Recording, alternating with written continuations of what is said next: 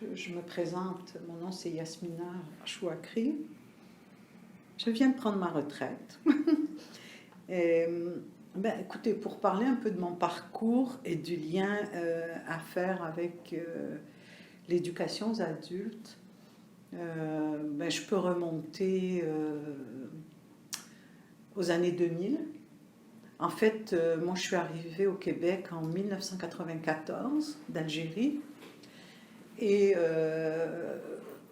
dans les premières années, j'ai fait des petits jobs, ce que je trouvais, en tout cas, c'était pas extraordinaire. Et j'ai fini par décider de reprendre mes études à l'UQAM, justement, en sciences politiques. Donc, je m'étais inscrite en doctorat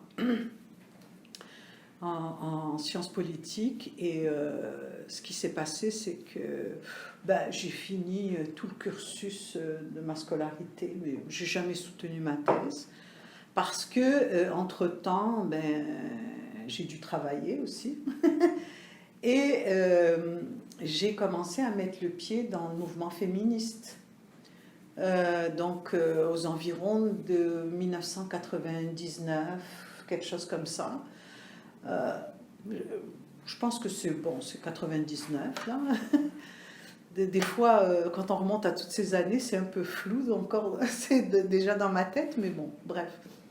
Et donc, c'est ça, j'ai mis un pied à la table des groupes de femmes de Montréal, où j'ai au début été bénévole, et puis par la suite, j'ai eu un contrat de recherche. Donc, voilà pour situer un peu ce parcours parallèle, études, travail, implication, parce que j'avais aussi le goût, je veux le dire, là, je n'ai pas mis le pied par hasard dans le mouvement féministe, c'est que relativement aux femmes immigrantes, j'avais des choses il y avait des choses que je voulais comprendre et puis que je voulais changer. Donc c'est un peu dans cet objectif-là que j'y ai mis le pied. Ce n'est pas tout de suite que j'ai commencé à faire, de par les projets que j'avais, de faire de l'éducation aux adultes, et notamment sur la question des femmes immigrantes, parce que c'était ça l'enjeu qui m'intéressait particulièrement.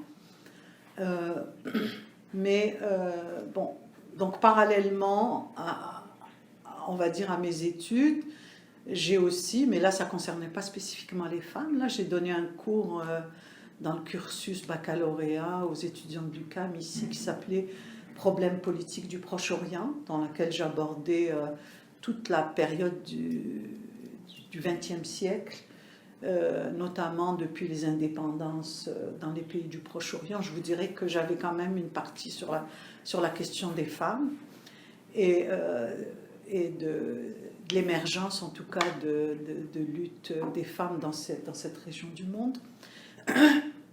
Et j'ai aussi donné un cours en éducation aux adultes à l'Université de Montréal sur les politiques d'immigration Québec-Canada.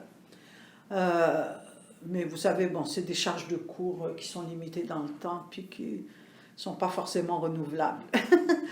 Et donc, ça a été comme ça jusque, je pense qu'après ça, j'étais à la table des groupes de femmes de Montréal. Et ensuite, en 2001-2002, je me suis retrouvée à l'université encore, puisque j'étais coordonnatrice du Centre de recherche sur l'immigration du CRIEC, Centre de recherche de l'immigration, l'ethnicité et la citoyenneté de l'UQAM, qui est devenue une chaire après, etc. Bref. Et en 2003, j'ai refait un virage, j'ai fait un autre virage, et puis je suis allée dans le communautaire, puisque en 2003, je suis entrée à la Fédération des femmes du Québec. Et c'est là qu'a commencé en quelque sorte un travail plus politique sur les femmes immigrantes. Et hormis que j'ai travaillé sur plusieurs enjeux relatifs aux femmes immigrantes, j'avais quelque chose qui me tenait à cœur, parce que face à la méconnaissance des enjeux sur les femmes immigrantes et racisées notamment, je trouvais que c'était important de lever beaucoup de préjugés, puis j'avais mené un projet à la Fédération des femmes du Québec qui portait sur l'apport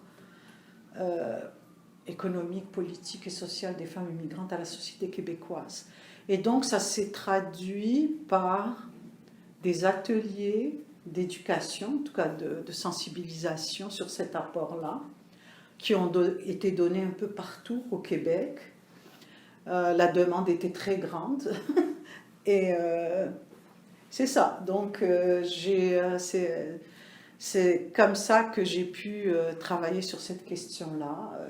Alors, je ne sais pas si après, comme je vous dis, j'ai un parcours très, pas très classique, là, multiple. Là, je ne sais pas si je devrais vous parler d'expériences que j'ai eues à l'étranger, parce que je suis restée à la Fédération des femmes du Québec 2003. En 2004, je suis partie avec Oxfam Québec au Maroc. Alors, comme conseillère sur les droits des femmes. Et c'est aussi quelque chose que j'ai pratiqué au Maroc beaucoup, puisque je faisais beaucoup de sensibilisation, de formation sur la question du genre et développement dans les organisations marocaines, que ce soit des organisations de femmes ou des organisations mixtes, mais ça portait sur la question du genre, donc également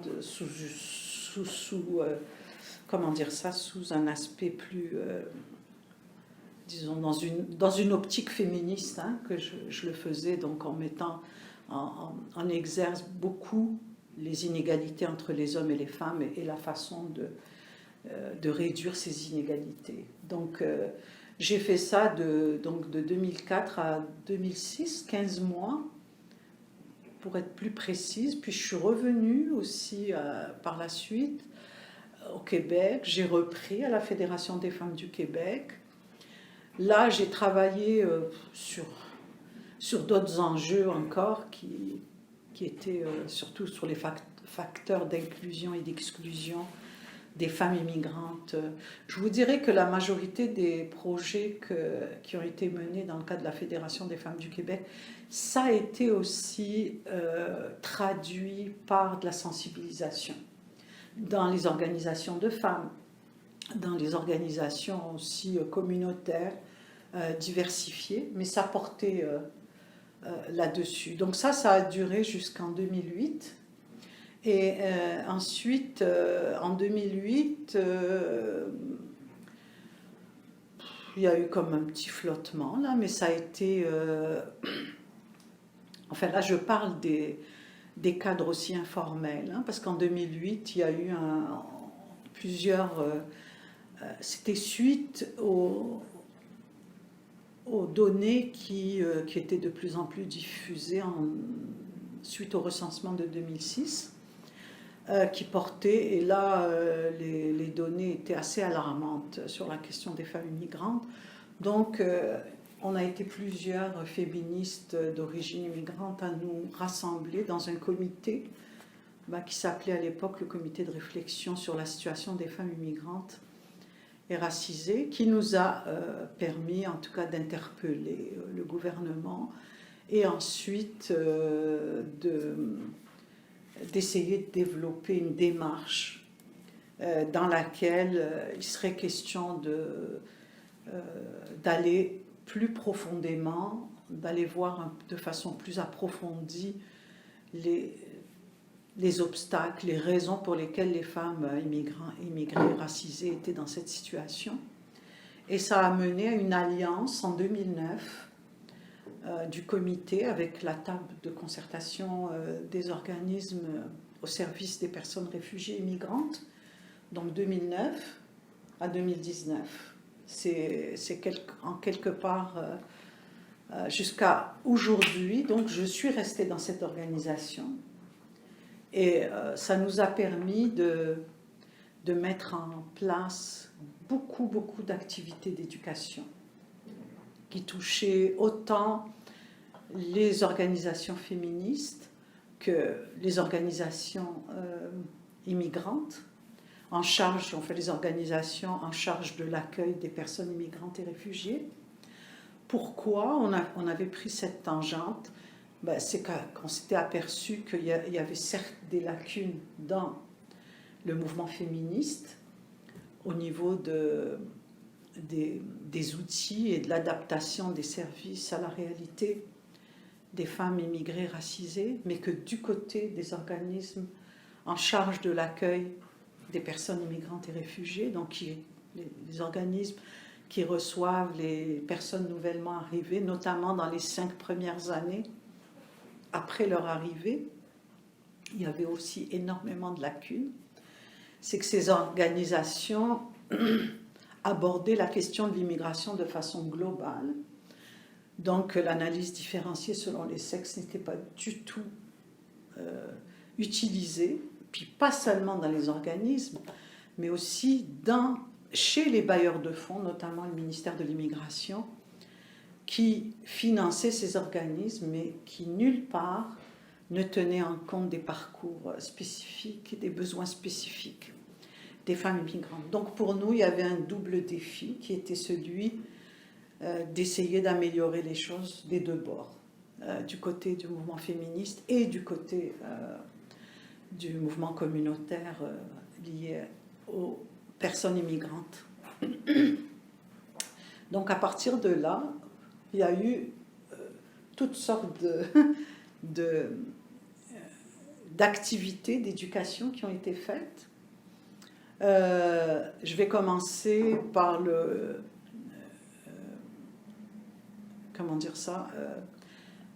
par un événement, puisque vous me disiez que c'était important de parler d'événements, parce que c'était aussi un outil d'éducation et de sensibilisation. C'est qu'en 2012, nous avons organisé des états généraux sur la situation des femmes immigrées racisées, donc en janvier 2012.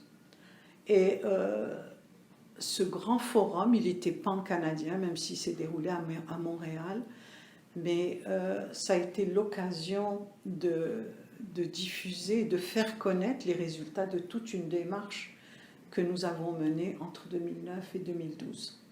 Alors cette démarche, ça a été de rencontrer dans cette région du Québec, de rencontrer des femmes immigrées et de définir, de recenser leurs besoins.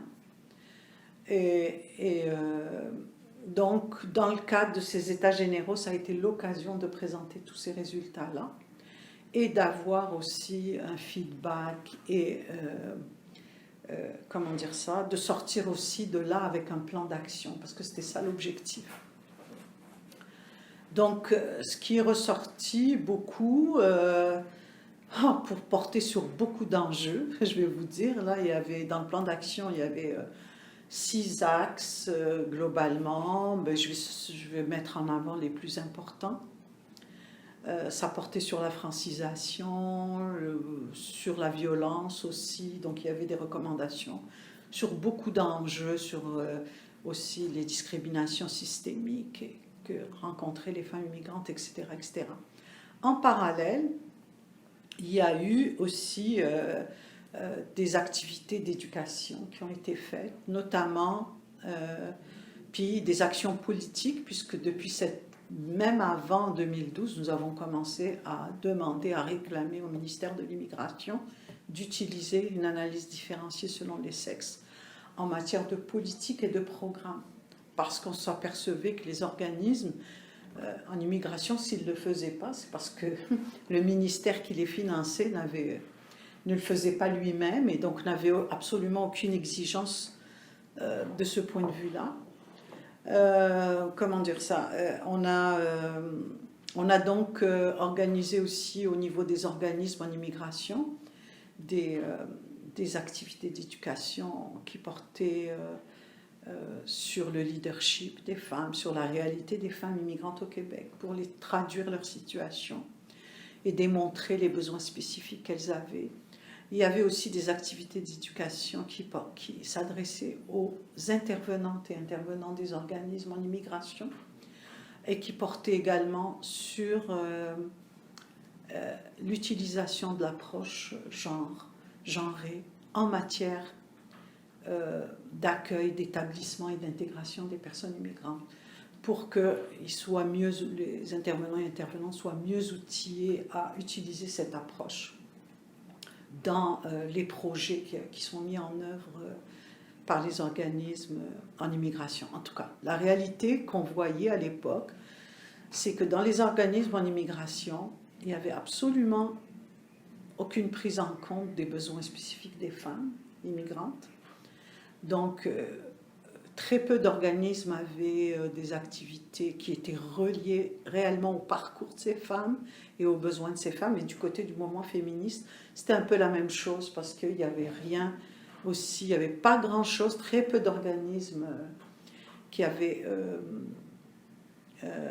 mis en place des moyens ou des outils pour mieux répondre aux besoins spécifiques. Les centres de femmes nous disaient, nous, on a une base d'unité politique qui est la suivante, donc on la suit, c'est le développement de l'autonomie, c'est l'action politique, l'action collective, bref, ça ne correspondait pas réellement aux besoins des femmes migrantes, surtout nouvellement arrivées. Donc il y a eu cette double éducation dans les deux secteurs qui s'est poursuivie. Après cela, on a aussi développé un guide qui s'adressait aux deux secteurs quelque part, qui était un guide qui, dans une première partie, qui était purement éducatif, mais ça s'est accompagné aussi d'ateliers de sensibilisation. Tous ces outils dont je vous parle, si vous allez sur le site de la TCRI, vous regardez les productions du volet femmes, vous les trouverez. Donc ce guide-là présentait les réalités et les besoins des femmes immigrantes qu'on avait dans la démarche faite auparavant mis en avant. Et dans une deuxième partie, on démontrait aussi dans cette partie, au niveau de l'ensemble des services gouvernementaux offerts au Québec, que ce soit en francisation, en employabilité, en éducation, etc., etc., ce à quoi les femmes immigrantes avaient accès ou pas, selon leur statut d'immigration. Parce que toute la difficulté pour le mouvement féministe et pour beaucoup d'autres organismes et institutions, c'est de comprendre qu'en fonction des statuts d'immigration, les femmes ont ou n'ont pas accès à un certain nombre de services. Que ça soit en francisation, en employabilité, en santé, services sociaux, en éducation, etc., etc. Donc, l'intérêt pour nous, c'était de faire connaître au mouvement féministe les obstacles systémiques auxquels les femmes immigrantes faisaient face en fonction de dépendamment de leur statut d'immigration et comment ça pouvait agir sur leur parcours et sur leur vie. Et d'autre part, dans la deuxième partie de ce guide, qui a été aussi traduit en atelier d'éducation, nous avions développé toute une partie sur les ressources qui s'adressent aux femmes au Québec, pour mieux les faire connaître, autant aux femmes immigrantes qu'aux intervenants et intervenantes des organismes d'accueil des personnes immigrantes, qui parfois ne savent même pas ce que c'est qu'un centre de femmes. Donc on ne peut pas référer une femme immigrante vers un centre de femmes si on ne sait pas ce que fait un centre de femmes, ni un centre de santé des femmes, donc on a développé toute une autre partie sur les ressources qui s'adressent aux femmes et leur rôle. Pareillement, violence, pour tout, éducation, tout ce qui concerne employabilité, tout ce qui était, toutes ces ressources qui pouvaient exister au Québec et qui s'adressaient aux femmes, on les a définies, présentées pour faire en sorte que autant les intervenants que les femmes immigrantes puissent mieux les connaître. Et ça s'est accompagné aussi donc d'ateliers qui ont porté directement avec une diffusion de ce guide-là qui a été offert aux intervenants puis aux femmes immigrantes participantes. Donc tout ça s'est traduit en 2013, ce guide-là, donc pour replacer un peu les choses. Et donc, ça s'est replacé après toujours les États généraux sur la situation des femmes immigrantes. Le plan d'action qui avait découlé de comment on appelle ça, de ces États généraux, préconisait aussi de se pencher sur la question de la violence faite aux femmes immigrées, puis les besoins spécifiques qu'avaient ces femmes, etc., etc. Donc, ça nous a amené aussi à nous pencher à la TCRI sur la question de la violence faite aux femmes immigrées de diverses façons, parce qu'on a abordé ce qu'il ne faut pas oublier, c'est qu'il y a eu tout un contexte aussi, je pense, qui a fait qu'en 2012, je pense qu'il y a eu l'affaire Chafia, etc., etc. Donc, il y avait tellement de préjugés, puis de méconnaissance de la question des violences basées sur l'honneur, qu'on s'est penché sur la question des violences basées sur l'honneur, pour mieux faire connaître ce type de violence. Et ça s'est traduit aussi par le développement d'un répertoire et aussi d'ateliers d'éducation, autant pour le mouvement féministe que pour les organismes en immigration, pour sensibiliser et faire connaître aussi les ressources possibles et les démarches possibles pour une femme victime de violences dites basées sur l'honneur, en quelque sorte. Et ça a mené aussi à un colloque, donc à une diffusion, à une sensibilisation beaucoup plus grande en 2014 sur cette question. Et depuis, finalement, je vous dirais qu'on n'a pas cessé de travailler sur la question de la violence faite aux femmes immigrées et racisées parce que il y avait un besoin, il y avait aussi une demande qui s'exprimait. Et une des choses dont on a pris conscience pendant toutes ces années-là, c'est que finalement, le mouvement féministe avait des besoins, surtout en matière de violence, de mieux connaître les besoins spécifiques des femmes immigrantes, de mieux connaître les statuts d'immigration et l'impact sur le parcours des femmes et sur leur vulnérabilité, notamment en violence. Donc, on s'est dit que c'était important que ces deux secteurs, et le mouvement communautaire de l'immigration, lui, vivait la même chose. En fait, la question des violences faites aux femmes immigrées, c'était comme mis sous le tapis. Vous leur posez la question, vous diront non, nous, on n'a pas de femmes immigrantes victimes de violences qui viennent nous voir, on n'en a pas, ou très peu, ou des choses comme ça. Et puis, on s'est aperçu aussi qu'il y avait une méconnaissance mutuelle des deux secteurs à travailler ensemble, à collaborer ensemble. Donc, en fait, depuis cette période jusqu'à finalement ma retraite, là, ça a été un travail très, très, très fastidieux. Je pense que ça explique aussi beaucoup ma retraite. Ça a été vraiment de faire que ces secteurs puissent collaborer.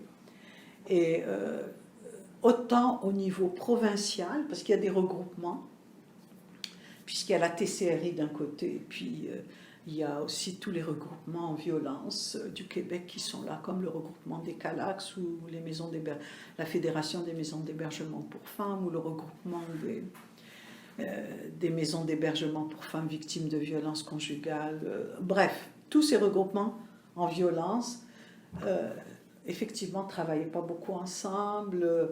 Et au niveau aussi régional, on a fait en sorte que dans ce projet, on définisse des espaces de collaboration, aussi bien provincial que régional. Donc, dans ce cadre-là, il a fallu faire tout un travail, de sensibilisation, puis d'explication des ressources, aussi bien provinciales que régionales, et aussi pour montrer quelles étaient les réalités régionales. Donc les organismes en immigration des régions et les organismes en violence étaient conviés ensemble à présenter en quelque sorte ce qu'ils faisaient chacun, etc. Et discuter entre eux pour essayer de déterminer un espace de collaboration qui leur permettrait de travailler durablement ensemble pour améliorer en tout cas la situation des femmes immigrantes victimes de violences. Et faire en sorte, et là il a fallu faire tout un travail, comment dire ça, d'explication conceptuelle sur qu'est-ce que c'est l'approche féministe, c'est quoi l'approche intersectionnelle, c'est quoi l'approche interculturelle aussi, pour que des deux bords on puisse lever les préjugés, étant donné que dans les organismes en immigration, il y avait aussi beaucoup de préjugés à l'égard de l'approche féministe, et qui faisait que les organismes, en majorité, pensent que s'ils utilisent l'approche féministe, ben, ils risquent de perdre leur clientèle immigrante, parce que qui voient d'un mauvais œil, en tout cas, l'approche féministe. Donc, l'idée, c'était de dire, ben, regardez ce que c'est l'approche féministe, puis vous n'êtes pas obligé de dire que vous utilisez une approche féministe, mais toujours est-il que ça a permis, donc des deux bords, on a essayé de lever les préjugés. Puis concernant l'approche interculturelle, aussi ça a été un peu la même chose du côté du mouvement féministe pour mieux expliquer c'est quoi l'approche interculturelle et aussi faire des liens entre l'approche féministe et l'approche interculturelle pour montrer qu'il est possible d'intervenir sur la base de ces deux approches sans confrontation puis sans difficulté aucune pour le bien en tout cas des femmes immigrantes victimes de violences. Donc ça a été tout ce travail-là de sensibiliser de part et d'autre les organismes, les intervenants et intervenantes de ces organismes sur la question des concepts, d'un certain nombre de concepts qui ont été comme déconstruits pour expliquer de quelle façon finalement il n'y a pas une réelle opposition entre les deux, puis que c'est possible de travailler en joignant les deux. D'ailleurs, on peut voir les résultats de beaucoup d'organismes qui aujourd'hui se revendiquent et de regroupements qui se revendiquent d'utiliser l'approche féministe et interculturelle sans qu'il y ait de problèmes majeurs qui se posent, surtout dans certains regroupements féministes en violence où c'est affirmé, en tout cas c'est mentionné, c'est dit.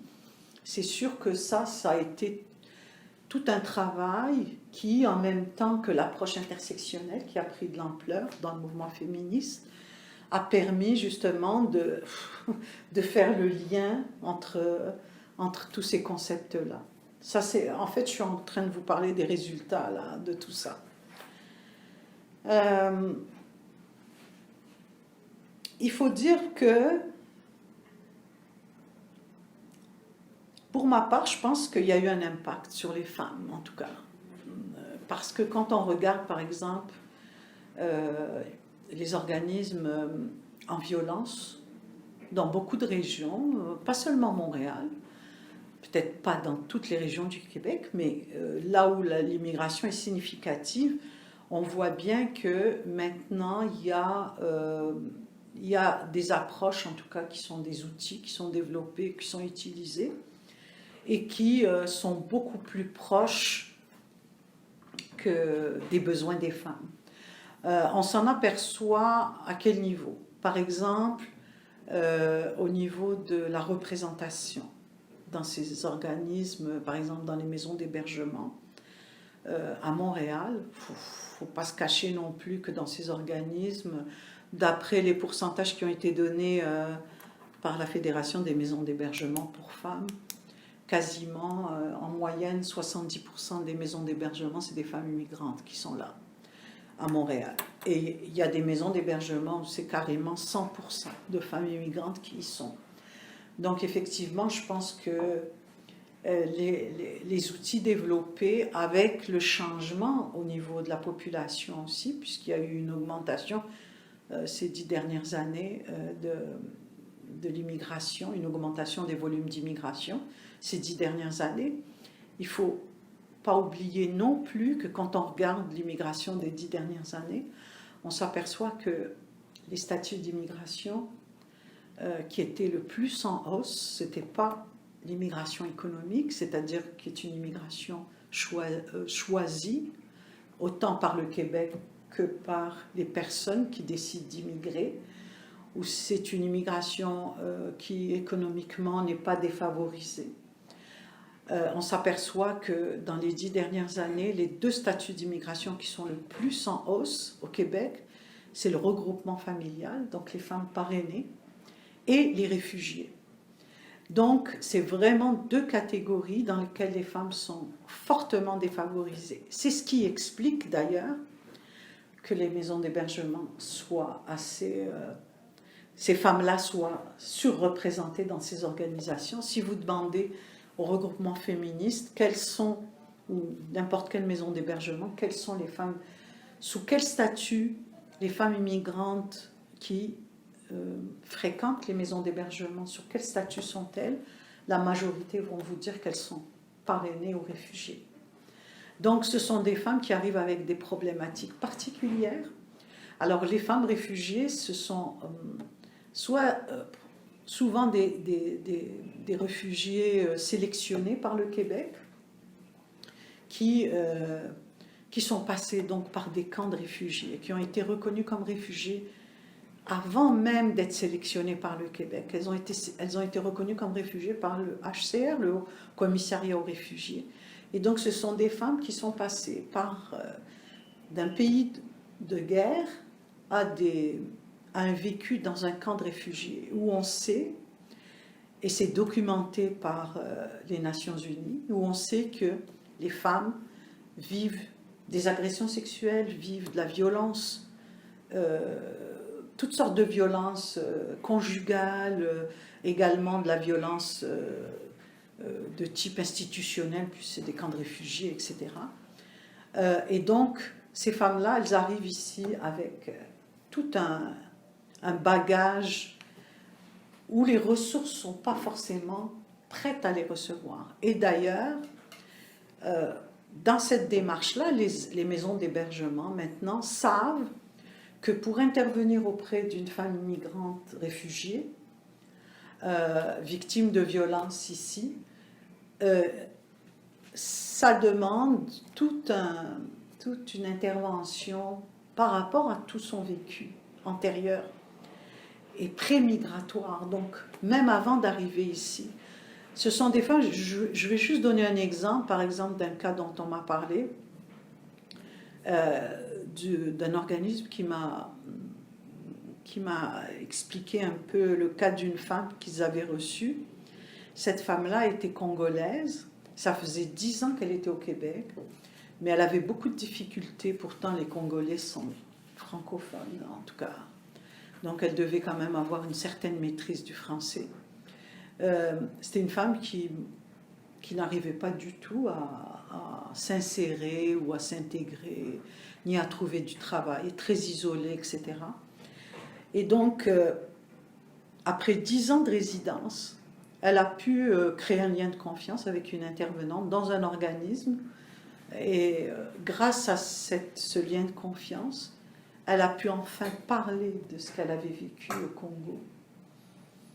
Parce qu'elle avait tellement peur de partager ou d'aller chercher de l'aide. Donc en 10 ans, si elle avait pu le faire avant et savoir que c'était possible d'avoir de l'aide pour ça, ça aurait pu l'aider. C'est qu'elle avait été violée, puisque le viol est une arme de guerre dans beaucoup de conflits qui se déroulent dans le monde actuellement.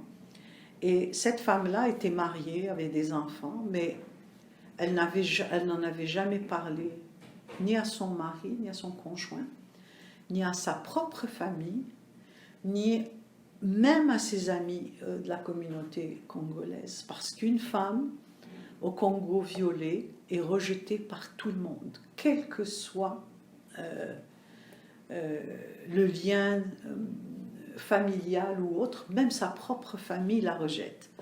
Donc cette femme-là, finalement, en ayant pu aborder la question avec une intervenante, progressivement, son parcours a complètement changé. C'est-à-dire que elle s'est beaucoup plus socialisée, elle s'est beaucoup mieux insérée, et elle a pu aussi travailler, se trouver un travail, etc., etc. Donc pour dire que finalement, ce sont des femmes qui arrivent vraiment avec un lourd parcours qui n'était pas pris en charge au Québec du tout. Alors c'est bien beau d'augmenter le volume des réfugiés, puis d'être un pays d'accueil des réfugiés, oui, mais quand on n'y met pas les ressources, on hypothèque une génération et forcément leurs enfants, parce qu'il y a des conséquences aussi sur leurs enfants. Puis on s'aperçoit que les gouvernements n'ont pas du tout cette vision des choses, mais c'est vraiment, c'est juste plus l'accueil des personnes réfugiées, ça fait bien là, mais quand on regarde les résultats, c'est catastrophique. Il n'y a qu'à Montréal qu'il existe un organisme qui s'appelle le RIVO, le réseau d'intervention contre la violence organisée, qui travaille avec des psychologues pour aider des personnes qui ont vécu des stress, qui sont en stress post-traumatique. Et c'est le cas de beaucoup de réfugiés. Donc ils aident. Malheureusement, le Québec, depuis plusieurs années, étant donné qu'il a échoué sur la régionalisation de l'immigration économique dans l'ensemble des régions du Québec, envoie les réfugiés dans les autres régions. Vous savez, il y a des régions maintenant qui sont dédiées aux réfugiés, notamment Québec, Sherbrooke, beaucoup d'autres petites villes comme Joliette, Grenby, etc., etc.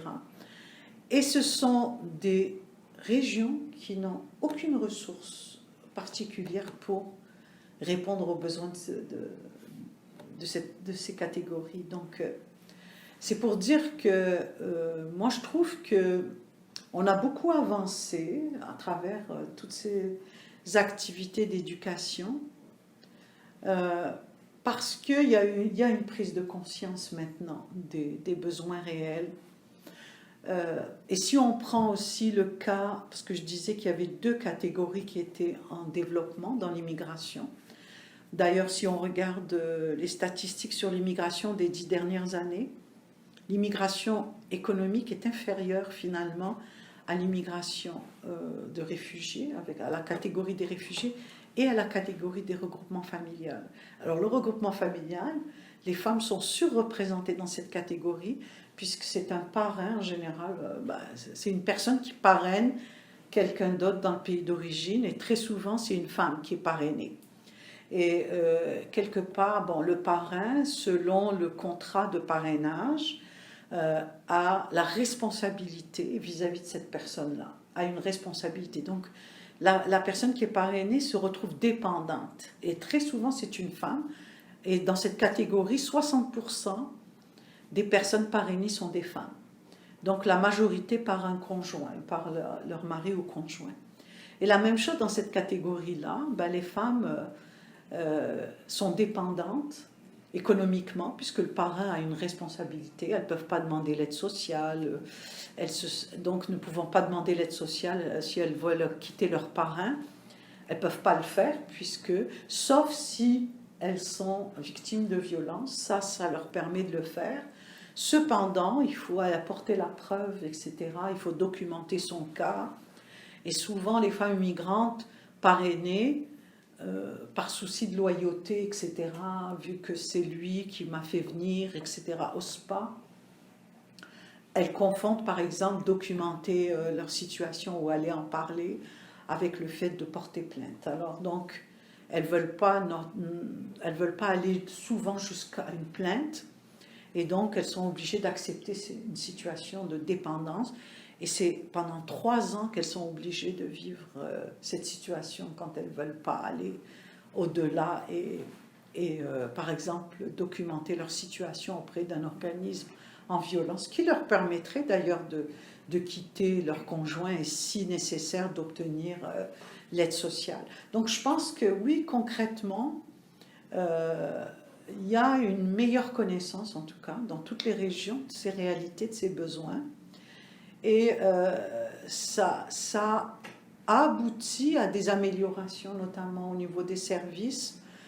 Il y a vraiment un effort de représentativité aussi, parce que une femme immigrée ou racisée se sentira peut-être plus à l'aise si elle voit qu'il y a une intervenante qui est d'une autre origine. Ça ne veut pas dire qu'elle veut forcément quelqu'un de sa communauté, parce que quand on parle de violence, parfois il y a des méfiances, et elles vont peut-être préférer en parler avec une native, quelqu'un qui est du Québec, là, plutôt que de parler à une femme de sa une intervenante de sa communauté. Ça, c'est un autre débat, là, mais juste dire que, faire en sorte que, par exemple, on puisse annoncer que les langues, qu'il y a plusieurs langues parlées, parce qu'il faut savoir aussi que parmi les réfugiés et les femmes parrainées, ce sont les catégories où il y a le moins de femmes qui maîtrisent le français. Donc souvent, c'est des femmes allophones ou à tout le moins anglophones. Donc, elles sont majoritaires à ne maîtriser souvent ni le français ni l'anglais dans ces deux catégories. Donc, effectivement, en termes de violence, je pense que les choses ont bougé, se sont améliorées. Et il y a maintenant, dans les régions, par exemple, dans des tables régionales, il y a un siège souvent qui est réservé à l'organisme en immigration, donc qui est présent sur ces tables régionales en violence. Pareillement, au niveau des regroupements, il y a la table régionale, non, le réseau des tables, pardon, qui continue maintenant de faire un suivi sur ces questions-là, de faire en sorte qu'il y ait un espace de collaboration permanent entre les regroupements femmes, violence et immigration. En tout cas, voilà un peu où ça en est. Je pense que de ce point de vue-là, il y a quand même au Québec, depuis ces 10 dernières, on va dire ces 5 dernières années, on perçoit qu'il y a une amélioration, même au niveau du ministère de l'Immigration dans ses politiques et programmes, même s'il n'y a pas, je pense qu'ils ont confondu tout simplement, une des améliorations qu'on peut constater, c'est qu'ils font maintenant, ils publient des données sexo-spécifiques, donc où on a des données aussi sur les femmes. Mais pour eux, c'est ça l'analyse différenciée. Malheureusement, c'est pas ça. Ils ont quand même aussi au niveau de leur programme maintenant certains programmes qui peuvent s'adresser spécifiquement aux femmes immigrantes. Et donc, il y a des organismes qui peuvent faire financer certaines activités spécifiques aux femmes immigrantes. Mais ce n'est pas ni transversal, ça n'a pas été fait de façon transversale, là c'est vraiment juste le côté spécifique. Comment dire ça? Donc on ne peut pas dire non plus que le ministère de l'Immigration a mis des ressources supplémentaires pour répondre aux besoins de ces femmes. Non. Si on regarde par exemple l'existence du RIVO, dont je parlais tout à l'heure, qui s'adresse plus aux personnes réfugiées, puis aux revendicatrices aussi du statut de réfugié, notamment toutes celles qui sont passées par le chemin Roxane, par exemple, il n'y en a pas dans les autres régions. Le RIVO vient juste de commencer à offrir des services à Gatineau, mais ailleurs, il n'y en a toujours pas. Donc, on peut se poser des questions, comment avoir une politique de régionalisation basée sur les réfugiés, alors que de notre côté, il n'y a pas de ressources spécifiques pour les personnes réfugiées. Les approches, je pense qu'au niveau de la condition de vie des femmes, c'est surtout en matière de violence, je pense que les choses se sont améliorées. Je ne dirais pas la même chose d'un point de vue économique ou social. Bon, on n'a pas beaucoup intervenu sur ces... Parce que depuis, en fait, 2013, relativement, on a beaucoup travaillé sur la question de la violence faite aux femmes immigrées racisées. Et d'ailleurs, ça continue, puisque moi, j'ai pris ma retraite, mais la personne qui me remplace, là, elle elle travaille actuellement. Ils sont en train de faire des ateliers de sensibilisation sur l'accompagnement des femmes immigrantes victimes d'agressions sexuelles. Donc, il y a tout ce travail d'éducation continue. Puis, il s'adresse, je pense qu'il y a deux volets, un qui s'adresse aux femmes et un qui s'adresse aux intervenants et intervenantes sur la façon d'accompagner les femmes immigrantes victimes d'agressions sexuelles. Parce qu'il faut savoir aussi, c'est comme la définition de l'approche féministe, quand on parle d'agression sexuelle, ben dans certaines communautés, la définition d'une agression sexuelle n'a rien à voir avec la définition donnée au Québec sur un plan légal. Donc, dans beaucoup de communautés immigrantes, surtout dans ce qu'on appelle les communautés racisées, il faut vraiment qu'il y ait un viol complet, avec une pénétration complète pour qu'on parle de viol.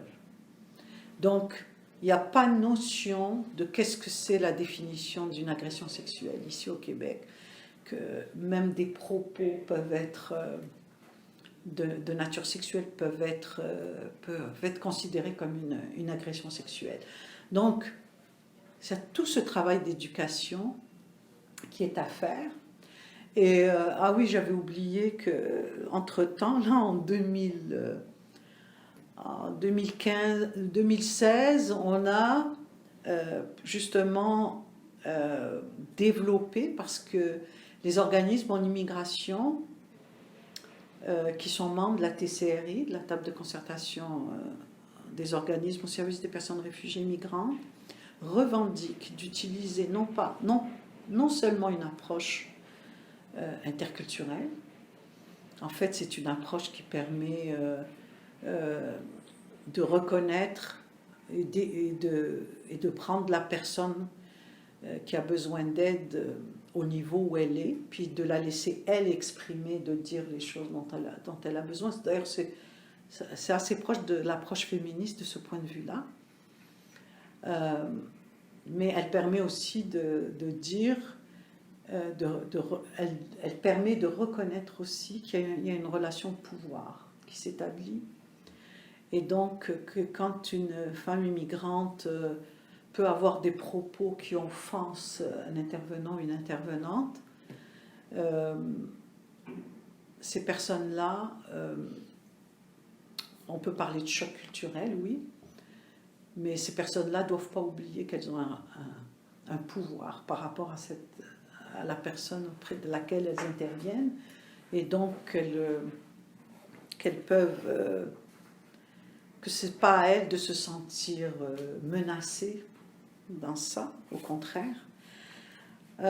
Mais en fait, les organismes se revendiquent de l'approche interculturelle, mais ils se revendiquent aussi d'une approche qui est l'approche famille.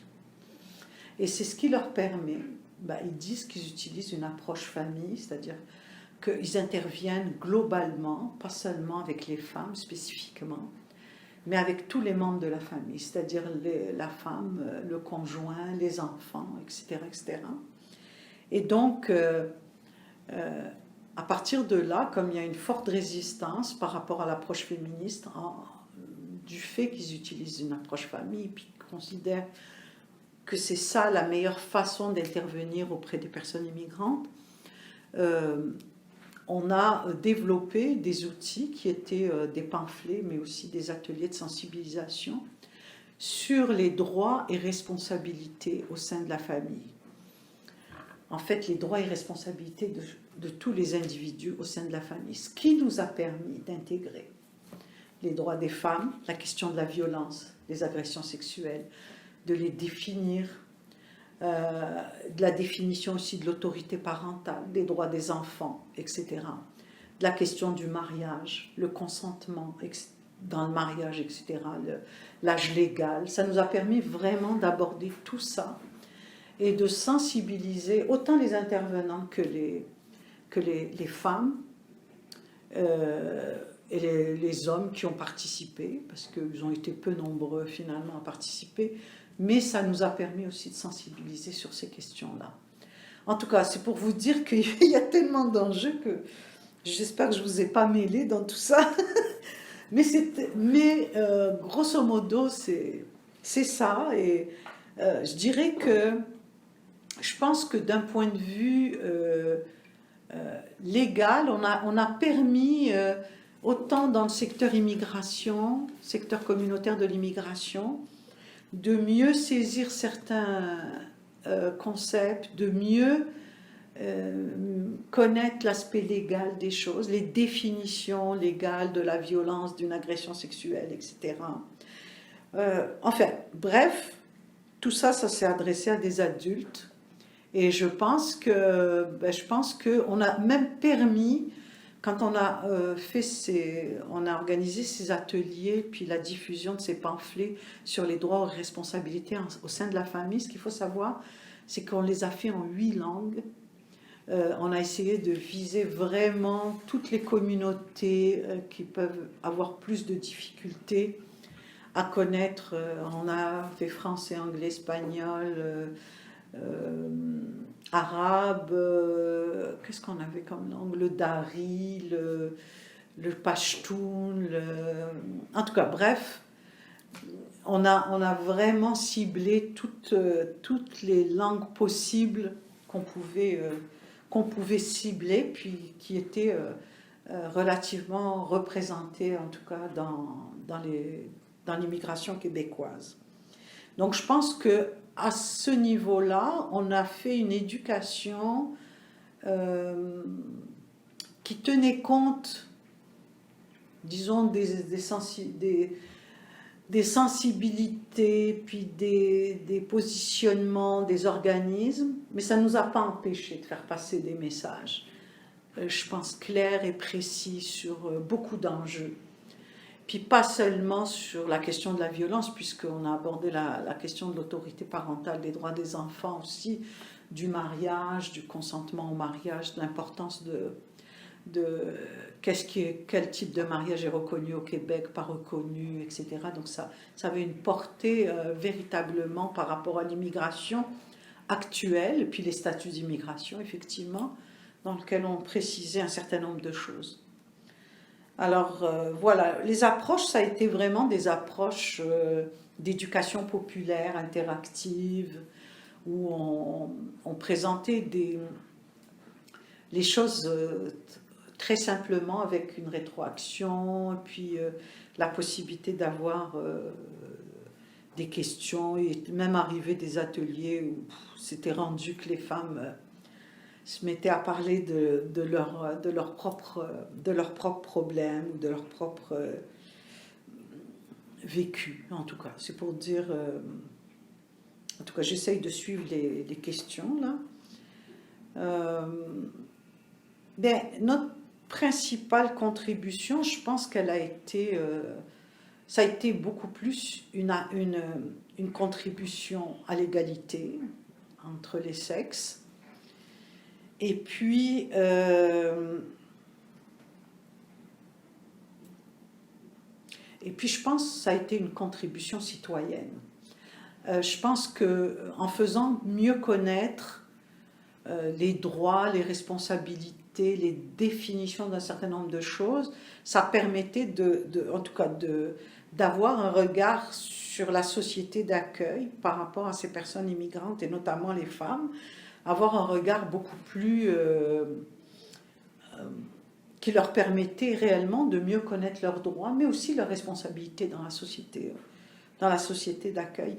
Mais je pense en même temps que ce n'est pas un hasard que oui, il y a les parcours qui expliquent ça, que par exemple, il y a une surreprésentation des femmes immigrantes dans les maisons d'hébergement pour femmes victimes de violences, mais aussi, je pense qu'il y a une prise de conscience qui se fait chez les femmes. J'ai l'impression que les femmes immigrantes, même allophones, sont conscientes quand elles arrivent ici que même si elles n'ont pas accès aux droits, de par leur situation financière, économique notamment, culturelle, linguistique, qui leur permettent d'avoir une autonomie complète, elles sont conscientes quand même qu'elles sont dans un environnement qui leur est favorable. Et donc, À mon avis, s'il y a autant de femmes immigrantes qui refusent la situation de violence dans laquelle elles vivent, c'est parce qu'elles sont conscientes que l'environnement leur est quand même favorable, parce que s'il ne l'était pas, je ne pense pas qu'elles iraient vers ce type de ressources. Alors voilà, moi je pense qu'on contribue à améliorer la condition de vie des femmes et surtout à leur égalité. Euh, hmm. Bon. Dans mon parcours, est-ce qu'il y aurait une ou plusieurs femmes qui nous a servi de modèle? Certainement, certainement. Mais il y en a beaucoup.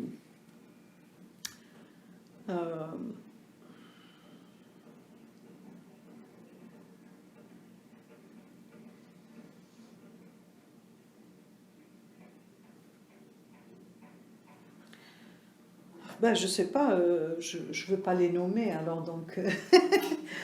Puis j'ai peur d'en oublier, donc je ne vais pas les nommer. Alors je poserai la question suivante. Donc vous avez parlé du travail Vous avez créé des ponts, en fait. Oui, on peut résumer comme ça. Tout à fait. Et maintenant vous êtes à la retraite. Mm-hmm. Qu'est-ce qui reste à faire? Si vous passez le bâton à quelqu'un, vous dites OK, vous allez travailler là-dessus, c'est ce qui reste à faire, d'après vous? Oui, moi je pense que ça doit continuer. Ça doit continuer. Pourquoi? Parce que, comment dire ça? Parce qu'il y a dans les organismes, dans les deux secteurs d'immigration et violence faite aux femmes, il y a des roulements de personnel. Il y a des changements, les mandats, les ressources ne sont pas forcément là. Parce que l'idée aussi, c'est comment travailler avec pas plus de ressources, comment faire ces changements-là sans qu'il y ait... Mais je pense qu'il y a véritablement... personnellement, je trouve qu'au niveau du mouvement féministe, il y a eu une plus grande volonté d'adapter les choses et d'améliorer les choses.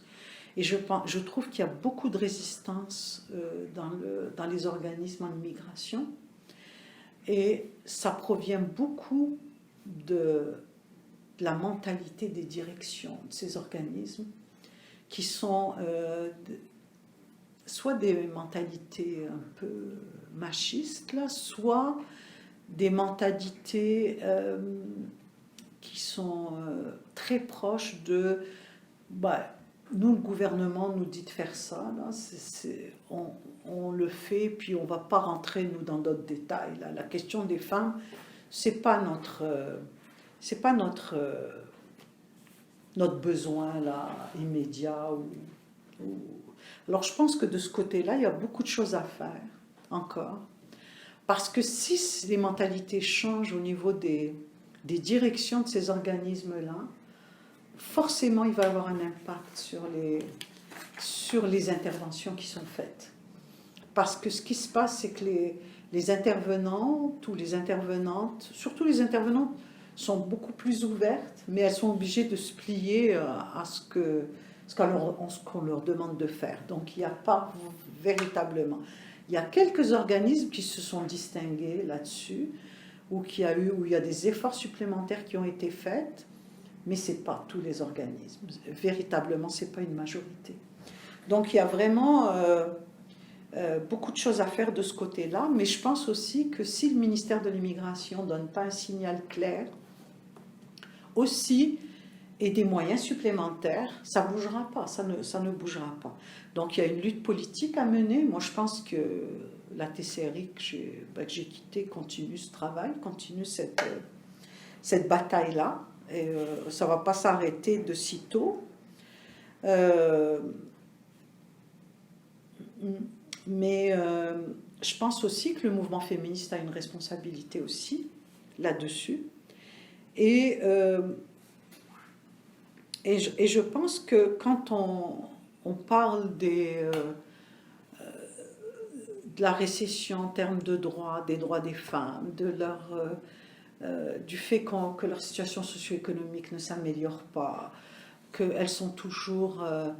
je pense que c'est bien d'aborder les choses globalement, puis universellement, concernant les femmes, mais je crois qu'il faut montrer aussi régulièrement que si ces avancées ne sont pas suffisantes au fil du temps, c'est parce que les femmes immigrantes sont à la traîne.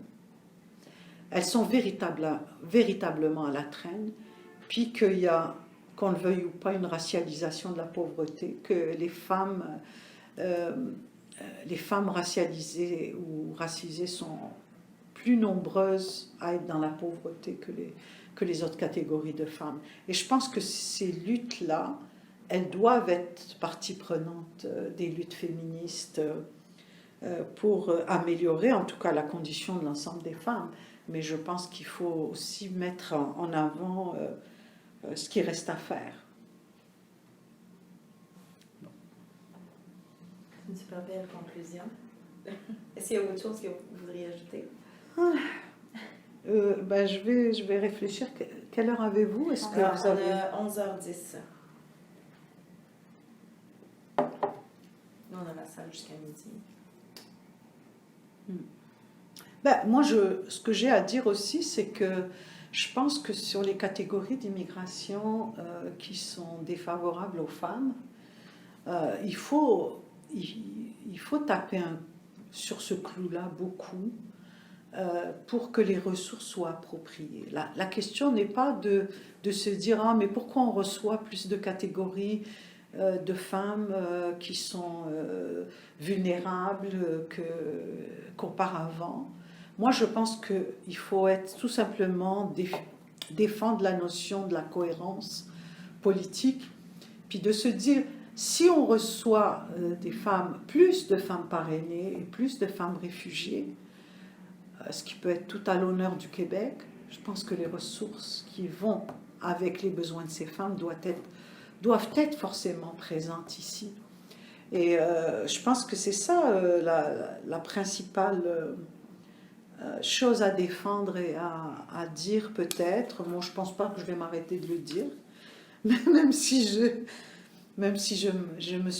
pris une certaine retraite là, mais ça me fait du bien aussi de prendre du recul des fois et puis de mieux revenir d'une autre façon. Il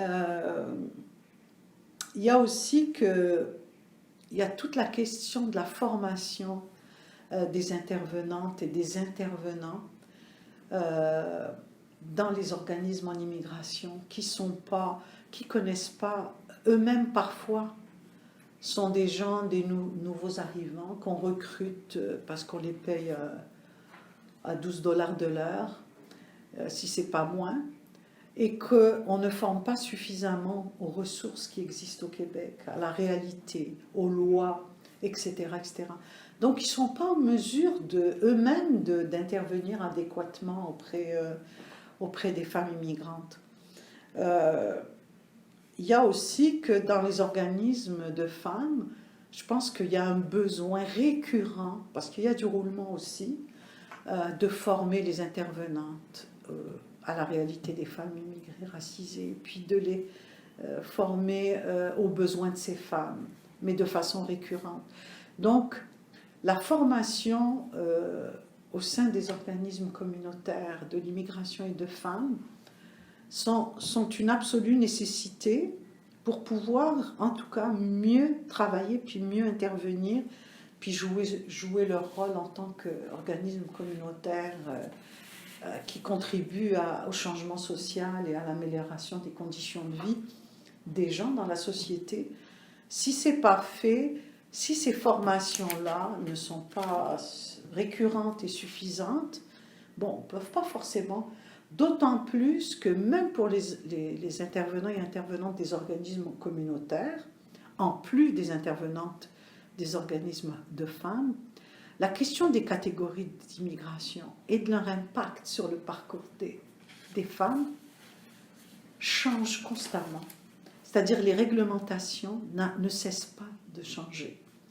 Il y a tout le temps des changements et il faut constamment mettre à jour les connaissances.